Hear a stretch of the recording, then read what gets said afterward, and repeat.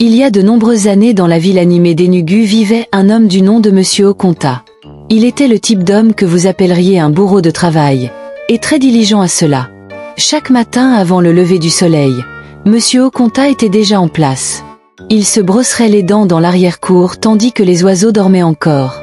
Sa brosse à dents était vieille et pliée comme un crochet de poisson, mais elle a toujours fait le travail. Puis il déversait de l'eau sur sa tête baissée, marmonnait une courte prière et se glissait dans ses bottes de travail poussiéreuses brunes, les mêmes bottes qu'il avait portées depuis plus de 10 ans. À 6 heures, il était déjà hors de la porte avec sa boîte à outils en métal rouge et une bouteille d'eau tiède. Il a travaillé comme ingénieur mécanique sur le terrain pour une entreprise de construction à Enugu. Son travail consistait à réparer les générateurs, à souder des pièces cassées, à vérifier les tuyaux et à ramper sous des machines bruyantes tout en transpirant comme la pluie. Venait pleuvoir ou briller, jour férié ou non, Monsieur Okonta était toujours en service. Il a vécu dans un appartement de 2 chambres avec sa femme Onin et leurs 4 enfants. Miracle, Mona, Marvlou et le dernier-né, Kansi, dont la voix qui pleure était plus forte qu'un orateur de l'église. Onin a travaillé comme enseignant dans une école privée à proximité. C'était une femme attentive et intentionnelle qui gérait bien sa maison et son mariage. Quant aux enfants, ils étaient une poignée. Miracle, le premier-né, écrivait WAEC. Mona venait d'entrer JSS 3. Marvlou était toujours sur sa feuille de dessin, tandis que Kansi a posé des questions comme « Papa, pourquoi ne pas voler pour travailler comme Superman ?» La vie dans la maison d'Okonta était toujours bruyante, occupée et pleine de dépenses. Malheureusement, peu importe à quel point Monsieur Okonta a travaillé dur, son argent n'a jamais duré. Il se plaignait toujours. Avant que le salaire n'entre dans mon compte, les frais de scolarité, le loyer, le projet de loi NEPA, le prélèvement de l'église, les biscuits de bonheur pur et les transports l'ont déjà avalé. Un soir, il s'est assis sur le canapé en comptant 1000 billets en ERA. Onin, sa femme, se tenait derrière lui les bras pliés. « Celui-ci ne peut pas nous durer une semaine », a-t-elle déclaré. Il se gratta la tête. « Je sais, mais je vais gérer. »« Tu dis toujours ça. » Okonta sourit. « Je suis un homme. Gérer fait partie de notre sang. »« Mais pendant combien de temps, Okonta ?» demanda Onin doucement. Il n'a pas répondu, parce qu'il ne savait pas. Cependant, Okonta n'a pas perdu espoir et il n'a pas porté ses problèmes sur ses manches. Dans le quartier, les gens l'ont appelé « ingénieur pour la vie ». Il travaillait avec la même entreprise depuis plus de 24 ans, et il pensait que l'entreprise récompenserait sa fidélité un jour, peut-être avec une grosse pension ou même avec une voiture d'entreprise. Après tout, ne l'ont-ils pas toujours applaudi quand il a résolu des problèmes difficiles? Ne l'ont-ils pas appelé ingénieur Odogu lors des réunions du personnel? Ainsi, chaque fois que sa femme soulevait la question de l'épargne, de l'investissement ou du démarrage d'une petite entreprise juste pour sécuriser sa retraite, Okonta l'agrandirait. Ma propre retraite sera douce. Laissez toute cette panique. Je ne prévois même pas d'arrêter de travailler bientôt. Je suis toujours très fort. Monsieur Okonta avait un ami de longue date nommé Monsieur Ikuku qui travaillait dans la même entreprise avec lui. Mais ils étaient comme un mot et un contraire. Alors qu'Okonta était détendu et décontracté, Ikuku avait toujours été le vif. Même au début, alors que lui et Monsieur Okonta étaient de jeunes ingénieurs sur le terrain, Ikuku transportait une note à chaque séminaire de formation et prendrait des notes comme un étudiant universitaire se préparant à des projets. Il disait « Toute connaissance qui refuse d'entrer dans la tête vous punira plus tard ». Alors qu'Okonta riait et disait « Abeg reste. Trop de planification, c'est ce qui tue le plaisir ». Cependant, des années plus tard, la planification d'Ikuku se manifestait. Il a quitté l'entreprise il y a 5 ans avec dignité, a lancé une entreprise d'installation de panneaux solaires et avait même commencé à enseigner aux jeunes dans sa communauté comment câbler les petites maisons et les forages électriques. Il n'était pas encore un homme riche, mais il avait la paix et la confiance. Il avait construit un confortable bungalow de 3 chambres en Umuahia. Sa femme dirigeait un supermarché, tandis que son premier enfant faisait partie d'une université privée. Un samedi soir, Ikuku s'est rendu compte. Il a vu Onin et l'a salué avec une bénédiction complète d'Igbo comme un vrai fils du sol. Vous mangerez le fruit de votre travail. Vous ne pleurez pas lorsque la récolte arrivera. Onin sourit. Amen. Merci, monsieur. Puis Ikuku s'est assis avec Okonta à l'extérieur sous le mangue et a dit « Mon gars, j'espère que vous planifiez déjà votre retraite. » Okonta a ri. « Retirement quoi? Je reçois toujours de l'énergie maintenant. » L'énergie n'est pas une pension, Okonta. Vous devez commencer à économiser maintenant. Configurez quelque chose. Achetez des terres. Investissez petit. Okonta l'a agité. Ikai, détendez-vous. Tu aimes trop craindre. J'ai encore le temps. Ikuku le regarda longtemps et soupira. Je n'aime pas la façon dont vous gérez cela votre matière de retraite. Okonta se pencha en arrière. Est-ce par force à paniquer? Ce n'est pas de la panique, a répondu Ikuku. C'est la préparation. Laissez-moi vous demander combien de temps pensez-vous que votre entreprise vous tiendra? Je suis là depuis 24 ans, a répondu Okonta. Exactement, a déclaré Ikuku. Je suis sûr qu'il vous regarde déjà comme un médicament expiré.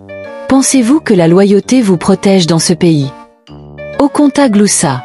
Il m'appelle l'ingénieur Odogu. Je ne vais encore nulle part. Ikuku lui lança un regard sérieux. Vous voyez, je n'essaie pas de vous effrayer. J'essaie juste de vous emporter.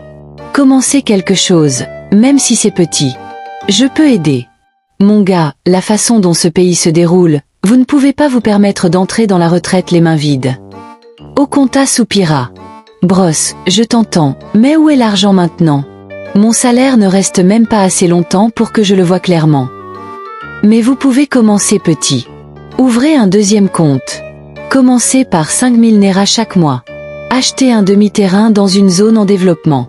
Apprenez une compétence moderne. Enregistrez quelque chose au nom de votre femme, tout, a déclaré Ikuku. D'accord, je vous ai entendu. Laissez-moi finir de payer les frais de l'école d'abord, alors j'y pense. Cette nuit-là, Ona en a remonté. Vous avez entendu Ikuku. Veuillez commencer quelque chose de petit, même si ce n'est qu'un magasin de provisions. Okonta fronça les sourcils. Je vous ai dit que je suis toujours fort. Quand il est temps, mon entreprise se souviendra de moi pour de bon.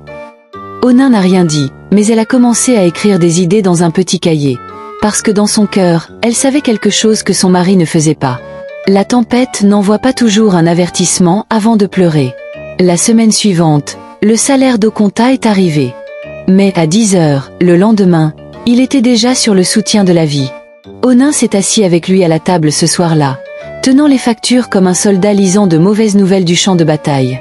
Loyer, 180 000. Frais scolaires pour Miracle et Mona, 240 000. Uniforme et livres, 35 000. Bill Light plus diesel pour le générateur, 28 000. Transport plus aliments, 60 000. Prélèvement de récolte d'église, 10 000. Cansies biscuit and cartoon abonnement, innombrable. Okonta regarda les chiffres et siffla. Cet argent vient de me saluer et est parti. Onin était calme un instant. Puis elle a dit doucement, mon mari, prenons les conseils d'Ikuku. Si nous n'agissons pas maintenant, nous pourrions le regretter un jour. Mais la fierté d'Okonta l'emportait sur la raison. Il repoussa le papier et dit, tout ira bien. Ma plainte est en règle. 2 semaines plus tard, Ikuku appela Okonta. Mon pote, il y a un séminaire de 3 jours sur l'investissement et la planification d'entreprise. Viens avec moi. C'est gratuit. Mais Okonta répondit, quand j'aurai fini de réparer le compresseur cassé sur place, s'il reste du temps, je viendrai. Okonta, ce travail est encore pour toi. Tu n'as même pas de temps pour toi. Okonta rit. Ikuku, tu préfères les séminaires aux petits-enfants qui aiment les bonbons. Ikuku sourit. Eh bien, parce que ce bonbon m'empêchera de prendre des médicaments amers plus tard. Okonta n'y assista pas. Pendant ce temps, au travail, les choses changeaient. Un nouveau superviseur, plus jeune, avait été embauché. 2 cadres supérieurs ont été priés de prendre une retraite anticipée. Et de nouveaux courriels ont été envoyés concernant des restructurations et des coupes budgétaires. Un vendredi, pendant la pause déjeuner, Okonta a entendu 2 employés des RH discuter près de l'imprimante. Très bientôt, ils vont supprimer les anciens. Le nouveau système n'en a même pas besoin de la moitié. Okonta les a dépassés, faisant semblant de ne pas entendre, mais leurs paroles l'ont suivi jusqu'à sa place. Pourtant, se rassura-t-il, ils ne me feront pas ça. Non. Je suis trop utile. Ce soir-là, Oni est revenu de l'école avec une brochure à la main. Écoutez, c'est une formation sur la gestion d'une petite entreprise alimentaire. C'est seulement 15 000 Nera. Oconta a levé les yeux. Pour qui? Pour moi. Il a ricané. Vous travaillez déjà. Pourquoi voulez-vous ajouter du stress? Oni a soupiré. Je veux qu'on ait autre chose au cas où votre entreprise, vous savez. Oconta fronça les sourcils. Mon travail ne sera pas affecté. Ne parlons pas comme ça. Elle ne protesta pas. Elle se tourna simplement et entra dans la cuisine en marmonnant. Ce n'est pas une question de peur. Il s'agit d'affronter la réalité. Et puis un jour, Oni et les enfants étaient en vacances scolaires, tandis qu'Oconta était parti travailler ce lundi matin comme d'habitude. Cependant, en arrivant au bureau, quelque chose clochait. Tout le monde était inhabituellement silencieux. Deux des jeunes ingénieurs qui l'accueillaient habituellement par un « bonjour, Senior » se contentèrent de hocher la tête d'un air gêné. La porte des RH était ouverte, et l'une des secrétaires pleurait doucement en tapant. Oconta passa devant lui, et essaya de ne pas paraître inquiet. Peut-être que quelqu'un a perdu un proche, pensa-t-il. Il entra dans le salon de thé et se servit une tasse de thé tiède. Mais même le thé n'avait plus le même goût. À ce moment-là, un jeune employé entra et chuchota. « Monsieur, avez-vous consulté votre courrier aujourd'hui » Oconta fronça les sourcils. « Quel courrier ?» Le garçon regarda autour de lui et dit « Il licencie du personnel. » Oconta se figea. « Qui licenciait ?»« Des gens. Surtout les anciens. J'ai entendu dire qu'ils avaient déjà imprimé plus de 30 lettres. » Oconta rit nerveusement. « Vraiment ? Eh bien, ils ne peuvent pas me toucher. Ils ont encore besoin de moi pour la maintenance du transformateur la semaine prochaine. » Le garçon ne répondit pas. Il quitta simplement la pièce en silence. À 11h14 précise, quelqu'un tapota l'épaule d'Oconta. « Les RH vous appellent, monsieur. » Il se leva lentement et prit une grande inspiration avant de partir. En s'asseyant devant la responsable des RH, une jeune femme à lunettes qui paraissait à peine 28 ans. Elle sourit, mais son sourire n'atteignit pas ses yeux. « Monsieur, merci d'être venu. » Elle lui tendit une enveloppe blanche. Oconta l'ouvrit et y trouva des mots froids, écrits en lettres rouges et grasses. « Vous êtes par la présente mis à la retraite avec effet immédiat suite à une restructuration de l'entreprise. » Le reste des mots devint flou. Il cligna des yeux. La sueur perlait dans sa nuque et ses oreilles bourdonnaient. « Quoi? Comment ça, mis à la retraite? Je n'étais pas prévenu. Je ne me suis même pas préparé. » La responsable des ressources humaines parut désolée, mais ne reprit pas la lettre. « Votre dernier salaire sera versé cette semaine. Vous pourrez récupérer vos affaires au casier avant vendredi. » Oconta quitta le bureau sans un mot. Il ne dit pas au revoir. Il ne toucha pas non plus à sa boîte à outils. Il marchait comme un homme en transe. L'Oconta qui était entré au bureau ce matin-là avait un avenir. Mais celui qui en sortait maintenant avait des questions. À la grande surprise d'Oni, il arriva chez lui avant 14 heures. Elle se précipita vers la porte. « Tu es rentré tôt aujourd'hui. J'espère qu'il n'y a pas de problème ?» Il ne répondit pas. Il laissa tomber l'enveloppe sur la table et s'assit, le regard perdu dans le vide. Oni prit lentement l'enveloppe, l'ouvrit et se figea. Ses mains tremblaient. À la retraite? Comment? Pourquoi? Oconta resta silencieux. Il fixait le ciel comme si le temps s'était arrêté. Ce soir-là, il était assis seul dans le jardin. La lune était pleine et la brise était douce, mais dans sa poitrine, il y avait un grondement de tonnerre. Il repensa à toutes les fois où Ikuku avait essayé de le mettre en garde. Il repensa à la brochure de formation d'Oni. Il se souvint de la voix de la responsable des ressources humaines et des lettres rouges. Et puis, pour la première fois depuis des années, il pleura. Ni doucement ni secrètement, mais des larmes ouvertes, sincères et honteuses. Oni sortit et le vit. Elle ne parla pas. Elle s'assit simplement à côté de lui et lui tint la main. Après un long silence, il murmura « J'ai été un imbécile ». 2 jours plus tard, Oconta retourna chercher ses affaires. Son indemnité de départ à la retraite s'élevait à 350 000 Nera après 24 ans de bons et loyaux services. C'était tout. 350 000 Nera.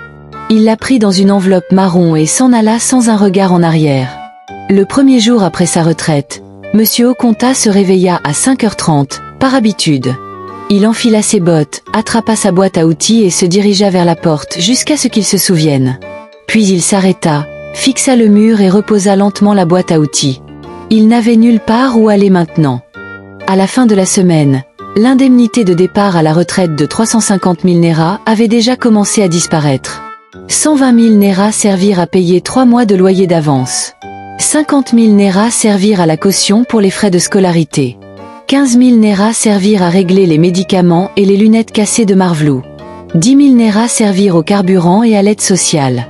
30 000 Nera ont servi à reconstituer les réserves de nourriture et à recharger le gaz de cuisine. Un don de 5 000 Nera a servi à financer les funérailles d'un voisin. Le reste avait disparu. On avait l'impression que l'argent n'était arrivé que pour accueillir la famille et qu'il était reparti avant même de boire de l'eau.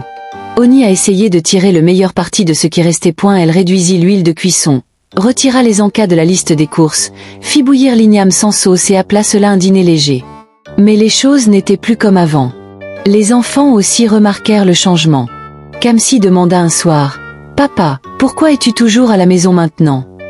Okonta sourit. « Papa est en vacances. » Miracle ne s'y trompa pas. « Mais vous n'êtes jamais parti en vacances. On n'a même plus d'argent, » ajouta doucement Ma. Et il n'y avait pas de viande dans la soupe cette semaine. On les gronda doucement. « Tout va bien. On va bien. Tout va bien. » Okonta commença à se sentir mal à force de rester à la maison. Il cira donc ses chaussures et réécrivit son CV. Il postula à plus de 15 emplois en 2 semaines. Il essaya même de devenir gardien dans un entrepôt, mais on lui répondit « Désolé, monsieur, nous recherchons quelqu'un de moins de 40 ans. » Une entreprise en ligne l'a invité à un entretien virtuel et lui a demandé « Peux-tu participer à un appel Zoom pour la dernière étape ?»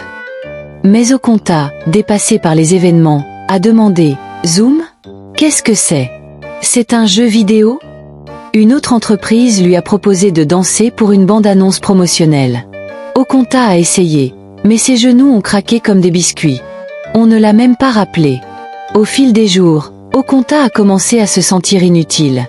L'homme qui autrefois grimpait au poteau et réparait les machines restait désormais assis chez lui à regarder les lézards se poursuivre sur la clôture. Chaque bruit de générateur lui rappelait son travail d'autrefois. Il a essayé de regarder la télévision, mais Conan avait débranché le câble pour économiser de l'argent. Il a pris le journal, mais c'était l'édition du mois dernier. Même la radio l'agaçait. Il y avait trop de discussions, trop de musique, et trop de gens qui passaient leur temps à s'agiter pendant qu'il était coincé. Pendant ce temps, on ne pleurait pas. Elle n'avait pas le temps pour ça. Au lieu de cela, elle passait à l'action. Elle a payé le cours de cuisine à 15 000 Nera qu'elle avait donné à son mari et a commencé à y assister tous les soirs après l'école. Elle a emprunté une vieille glacière et a commencé à faire frire des petites côtelettes le samedi devant la maison. Miracle, son premier fils, l'a aidé à créer un flyer pour son statut WhatsApp. Elle a ensuite partagé le travail avec les autres enfants. Elle transportait du chin-chin dans de petits sachets Ziploc à l'église. Muna aidait à pétrir la pâte, tandis que Marvlou s'occupait de la musique et des blagues pour les clients. Mais Okonta gardait le silence, honteux. Il les observait tous en silence, assis dans un coin, un journal qu'il ne lisait pas. Monsieur Ikshuko l'a appelé un matin. « Comment vas-tu » Okonta a répondu calmement. « On parle de retraite, mais celle-ci ressemble à un rejet. »« Tu as encore de la vie, Okonta. C'est déjà ça. »« Mais je n'ai pas de plan, » a-t-il marqué une pause. « Alors il est peut-être temps d'en faire un. » Ce soir-là, alors qu'Onin comptait ses 5500 Nera de bénéfices de la journée, elle lui tendit 1000 Nera. « Tiens, pour ta poche. » Okonta regarda l'argent comme un miroir. Et pour la première fois depuis des semaines, il pleura de nouveau. Mais Onin ne le consola pas. Elle lui dit simplement, « La prochaine fois que quelqu'un te dit de planifier, ne dis pas qu'il est craintif, dis qu'il est sage. » Puis elle s'éloigna. Le lendemain matin, Monsieur Okonta se tenait devant son miroir et se disait « J'étais fier, mais la fierté ne fait pas le pain. Je dois nourrir ma famille. » Ce jour-là, il prit une décision. Il arrêterait de faire semblant. Il prit son téléphone et appela Ikshuku, et ils convinrent de se retrouver dans une petite cantine. Ikshuku arriva avec un sac à dos et un large sourire. « Okonta, mon frère, bon retour au monde des vivants. » Okonta esquissa un faible sourire. « Je suis venu demander de la raison. » Ils s'assirent à une table en bois et commandèrent du pain et des haricots point. « Parle-moi, » dit Ikshuku. « J'ai besoin de commencer quelque chose. N'importe quoi. Je ne peux pas rester à la maison pendant qu'on vend des trucs. » Ikshuku hocha la tête. « Bien. Mais d'abord, tu dois oublier que tu étais l'ingénieur numéro 1. Pour l'instant, tu n'es qu'un homme qui essaie de survivre. Okonta acquiesça. Je suis prêt. Bon, alors. J'ai un petit contrat. Quelqu'un a besoin de réparer sa pompe de forage dans ma région. Ce n'est pas grand-chose, mais on y va ensemble. Okonta se leva. Ikshukuri. Je ne suis pas là pour te tuer, poisson. Je veux que tu apprennes à l'attraper. À partir de ce jour, Ishuku l'emmena sur différents chantiers. Le moteur du mixeur d'une femme avait brûlé et avait besoin d'être réparé. Une église avait besoin d'un nouveau câblage, tandis qu'un groupe de jeunes avait besoin de conseils sur les panneaux solaires. À chaque fois, Ishuku demandait « Quel est votre diagnostic, ingénieur Okonta ?» Okonta réfléchissait et répondait. Parfois, il se trompait, mais il apprenait. Il fut également surpris de constater à quel point les gens avaient besoin d'une assistance technique sans pouvoir se permettre les prix pratiqués par les entreprises. Et cela lui donna une idée. Miracle conçut une affiche simple pour lui. Répare-le, tonton. Réparation à domicile fiable à votre porte. Pour vos prises, pompes, ventilateurs, interrupteurs, appelez ingénieur Okonta. 2000 Nera et plus. Il en imprima plus de 50 exemplaires et les afficha dans les salons de coiffure, les arrêts de bus et les pharmacies locales. Il offrit même un travail gratuit à la couturière du coin pour qu'elle l'aide à faire passer le message. Et en un an la semaine suivante, les appels ont commencé. Ils ont commencé lentement, puis sont devenus plus fréquents. Certains ont payé 2000 Nera, d'autres 3000. Un samedi, Okonta est rentré du travail à 18h et a déposé 7500 Nera sur la table. Cela vient de 4 maisons. Un homme m'a même supplié de réparer son portail pour avoir de la nourriture gratuite. On a regardé l'argent, puis elle l'a regardé. Tu es radieux. Okonta a souri. Vraiment? Oui. Je crois que cet argent t'a redonné confiance. Okonta rit. Puis il ajouta sérieusement. Merci de ne pas m'avoir abandonné. On hocha la tête. Merci de m'avoir enfin écouté. Les mois qui suivirent marquèrent un tournant dans la vie de Monsieur Okonta. Il ne se réveillait plus par habitude. Il se réveillait désormais avec détermination. Il repassait ses chemises, portait ses fidèles bottes marron et nettoyait fièrement sa boîte à outils autrefois rouillée. Ces outils étaient devenus sa nouvelle pension. Chaque matin, après la prière, Onin lui apportait une petite flasque de thé et un sachet de pouf. « Va nous représenter comme il se doit », disait-elle avec un clin d'œil. « Je le ferai. La rue attend, répare-le, tonton. » Le petit prospectus qu'il avait conçu commença à faire des merveilles. Okonta commença à recevoir des appels de nouveaux clients. Une veuve d'Obiagu avait besoin de faire réparer son ventilateur de plafond. Un petit salon de coiffure d'Oguette avait besoin de refaire son éclairage. Une église avait également besoin d'aide pour installer des batteries de secours. Il veillait à toujours bien les accueillir, à réparer leurs affaires avec soin et à les recharger correctement. Très vite, on commença à le recommander, le surnommant ce petit ingénieur à la main forte. Oui, celui qu'on appelle tonton réparateur. Un jour, alors qu'il réparait un fer à repasser défectueux chez une femme, un garçon se tenait à la porte et l'observait. « Tonton, puis-je apprendre ce métier ?» Okonta leva les yeux. Le garçon ne devait pas avoir plus de 13 ans. « Comment t'appelles-tu »« Je m'appelle Bushi. »« Où sont tes parents ?»« Ma mère vend de la nourriture. »« Mon père, je ne le connais pas. » Okonta marqua une pause, puis dit « Viens demain à 16h. Voyons si tu es sérieux. » Le lendemain, Bushi arriva, ainsi que 2 autres garçons du quartier. La semaine suivante, Okonta avait 5 garçons à ses côtés chaque soir, apprenant à dénuder des fils et à utiliser des tournevis. Il les appelait ses batteries de secours. À la maison aussi, la situation s'améliora. Miracle trouva un petit boulot de responsable des réseaux sociaux. Mona commença à vendre des cartes de vœux faites main. Après l'école, Marvlouleda a créé un slogan amusant pour son entreprise de snacks, qui devint viral sur TikTok. Et Kansi portait désormais fièrement une mini-ceinture à outils, suivant son père partout comme un assistant. Même les jours où l'argent était serré, la maison n'avait plus peur. Ils étaient plus confiants. Un soir, Ikuku rappela. « Okonta, j'ai parlé de ton retour à quelqu'un. Il dirige un centre de formation professionnelle à New Haven. Il cherche quelqu'un pour enseigner la réparation électrique. C'est un petit salaire, mais avec un grand respect. Ça t'intéresse ? Okonta cligna des yeux. Moi? Un professeur? Ikukuri. Pourquoi pas? Tu as déjà des apprentis. Tu es qualifié par le feu et l'énergie. Après avoir prié avec Oni, Okonta accepta. Il commença la semaine même. Au début, il était nerveux à l'idée d'enseigner devant une classe, mais dès la deuxième séance, il tenait le marqueur comme un microphone. Un dimanche soir, après le dîner de famille, Oni sortit une boîte en bois. « Qu'est-ce que c'est » demanda Okonta. « Nos économies d'urgence. J'y ai ajouté de la petite monnaie. Je veux qu'on reparte du bon pied. » Okonta ouvrit la boîte et compta 18 215 en petites coupures. Il la fixa comme si c'était une boîte pleine d'or. « Que ai-je fait pour te mériter, Oni » murmura-t-il. Ils prièrent au-dessus de la boîte, et Kansi, le dernier-né, y déposa ses 50 avec joie. « C'est pour la future maison de papa » cria-t-il. Tout le monde a ri et s'est embrassé.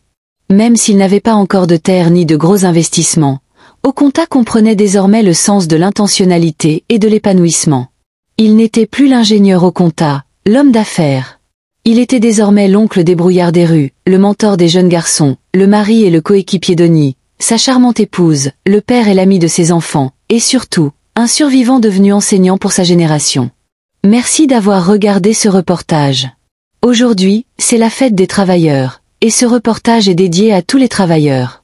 À tous ceux qui s'investissent corps et âme dans leur travail, même lorsque le salaire n'est pas à la hauteur des efforts, vous êtes les véritables MVP. Même si vous avez l'impression de ne pas être suffisamment apprécié, alors que vous passez vos meilleures années à cultiver les terres d'autrui, ne négligez pas les vôtres. Car à chaque début, il y a une fin. Pensez à votre retraite et planifiez-la. N'oubliez pas, la retraite n'est pas une fin. Le manque de planification, oui. Une chute n'est pas un échec si vous ne restez pas au sol. Il est donc conseillé de commencer tôt. Même avec l'argent que vous pensez insuffisant, vous serez surpris de la quantité d'eau que vous aurez pu économiser en 5 ou 10 ans. Pensez à la retraite. Pensez à la paix. N'hésitez pas à partager cette histoire avec vos proches. Aimez-la et abonnez-vous à cette chaîne si ce n'est pas déjà fait. À bientôt, en attendant une autre histoire.